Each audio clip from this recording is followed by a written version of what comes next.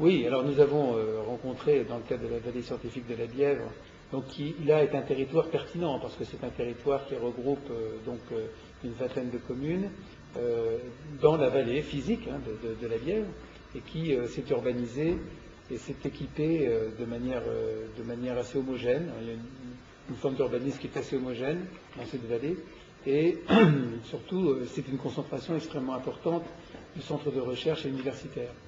Et donc, c'est la troisième concentration française de centres de recherche.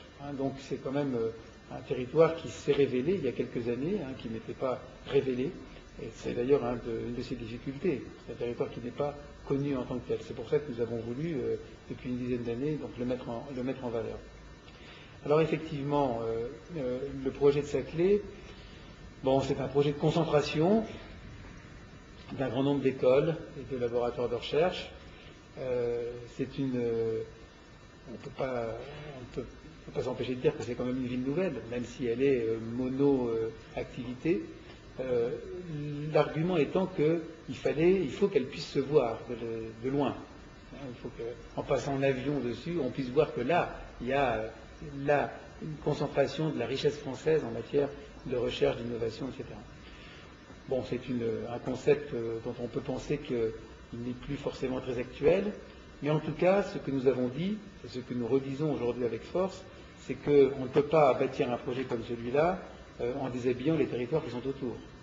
Et que nous avons, dans notre vallée scientifique de la Bièvre, essayé de développer un concept de campus urbain, c'est-à-dire disant que justement, à l'opposé de campus concentrant sur un territoire vierge au départ, donc des équipements importants, à cet opposé-là, nous avions dans notre territoire une forme de mitage d'équipements, de grands équipements, de grands centres de recherche qui étaient reliés par un réseau de transport tout à fait performant.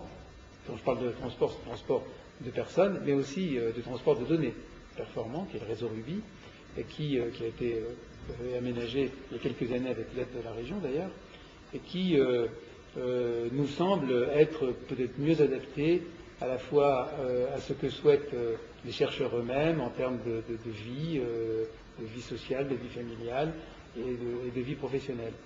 Voilà, donc nous sommes un peu dans cette attitude de regarder ce projet de Saclay avec un peu de circonspection.